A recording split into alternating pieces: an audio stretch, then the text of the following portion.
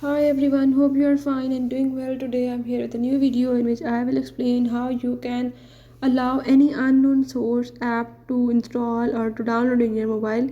So firstly, if you are new to the channel, do subscribe and press the bell icon so you can get the new videos. Now today I will tell how you can download or you can allow any unknown app downloaded from the any source in your phone to install or to work. So you can do this setting by the steps I am showing. Just follow and go watch complete video.